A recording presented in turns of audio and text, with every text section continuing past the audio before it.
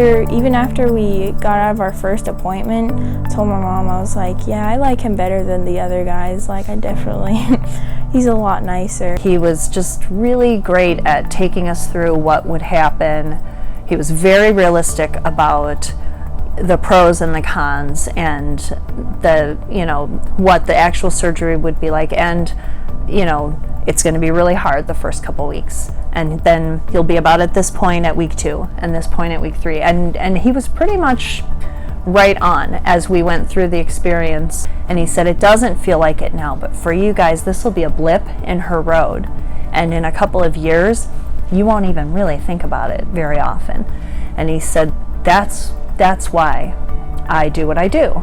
And we left feeling like, oh, that he's a great doctor, but he's a real person. It was definitely a hard process, but he stayed with us. It was kind of like he was just like, it didn't seem like he was the doctor, It felt like he was like a friend or like a family member, because at the time he had just been with us through the whole thing. The surgery went perfectly.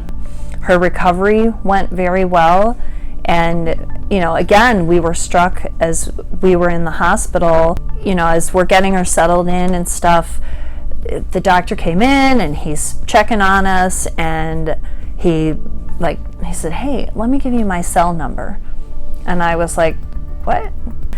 I mean, just that level of care, I felt like, wow, and he was the one that came back and got her out of bed the first time and was checking on her. And oftentimes when you work with, especially a surgeon, they kind of do their thing and then they sort of pass you off to the recovery team, and that's it.